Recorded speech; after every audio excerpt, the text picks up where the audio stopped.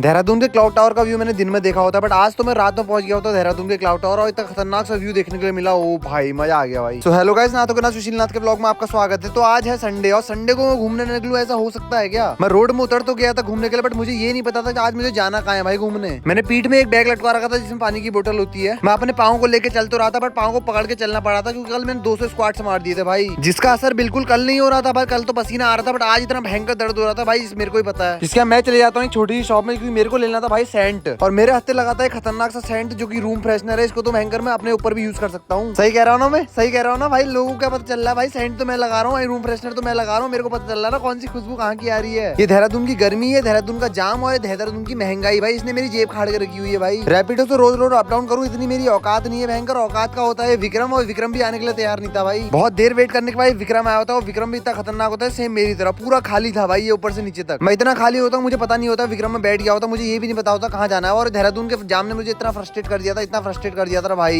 ये विक्रम छोटा मोटा विक्रम नहीं होता, इतना हिलाता इतना हिलाता। मेरा हाथ देखो कितना वाइब्रेट कर रहा है। जिंदगी में एक बात याद रख लो, आपके अगल बगल कितनी भीड़ हो, आपको अपने काम से मतलब रखना है। और ये बात मैंने अंकल जी से सीखी होती है, जो परेड ग्राउंड में जो अंकल जी खड़े हुए थे और इतने सारे बुलबुले फुलाने में लगे हुए थे, अगल बगल कोई मतलब नहीं है भाई। बाकी इन बंदों को देख के किन लोगों की किलस्ती है मेरे को कमेंट सेक्शन में बताना। मेरी तो किलस्ती है भाई। भाई किलस्ता तो चलो मुंह से हूं, पाँव में इतनी भयंकर दर्द हो रही थी ना भाई, पाँव पकड़ के चल रहा था लेट। नहीं मैं क्या करता बताओ, क्या करता बताओ? रैपिडो मंगाता। रैपिडो से अच्छा तो मेरे को विक्रम लगता है, वो भी कभी कभी भयंकर जब खाली होता है भयंकर, नहीं तो ठूस ठूस के भर भर के ले जाते हैं भाई एक साथ। चलो बहुत इंतजार खत्म हुआ। मैं आ रखा था प्रेम नगर अपने दोस्त से मिलने। ये दोस्त जो भी था बहुत शूटर था भाई, खतरनाक। इसने लोकेशन कहीं और की भेजी होती है, रहता कहीं और पे था भाई। ये ज्यादा कुछ तो नहीं, अपनी तरफ से 20 रुपए का कुरकुरा पैकेट ले गया था, जो कि ये भी खा लेता मैं भी खा लेता, दोनों एक साथ एंजॉय कर लेंगे। बट इसके यहाँ पे जब मैं पहुंचा हुई थी, अलग ही फील्डिंग सेट कर रखी थी मेरे लिए, खतरनाक सैंडविच बना के रखे थे। थोड़ी देर बातचीत करने के बाद मैं बाहर को आ जाता हूँ। बाहर को आते समय रात हो गई थी यार। मैं घंटाघर की तरफ आया तो इतना खतरनाक सी लाइटिंग हो रही थी दिवाली के उससे। बाकी रात के समय का घंटाघर तो मैंने आज तक देखा नहीं होता है, क्योंकि मैं सुबह के टाइम पे आता हूँ ज्यादा यहाँ पे, पर रात के टाइम में पहुंच गया होता हूँ भाई आज मैं। भाई मैंने तो पहली बार देखा होता है रात का व्यू, कितना खतरनाक लग रहा था ना भाई, अपनी आंखों से देख रहा था मैं। पहले जब मैं हल्द्वानी में था ना, जब यहाँ की वीडियोस देखता था क्लॉक टावर की, भाई मेरे लिए ड्रीम था। देहरादून ड्रीम नहीं था मेरे, क्लॉक टावर ड्रीम था मेरे लिए। और आज अपनी आंखों से जब बार बार क्लॉक टावर को देखता हूँ ना भाई, ऐसा लगता है ड्रीम जी रहा हूँ भाई मैं। और ये ड्रीम छोटा मोटा ड्रीम नहीं होता, इतना भयंकर ड्रीम होता है ना भाई। इतनी भीड़ होती है ना क्लॉक टावर में आज के टाइम पे भाई रात में, क्योंकि दिवाली का फेस्टिवल चल रहा है। और बाकी मेरा आज का दिन तो थोड़ा टफ भी होता है, क्योंकि चल नहीं पा रहा था, मेरे पाँव बहुत दर्द थी। और अच्छा भी गया क्योंकि मैं बहुत अच्छे अच्छे लोगों से मिला आज, जिसके लिए मैं हमेशा गॉड के लिए थैंकफुल रहूंगा।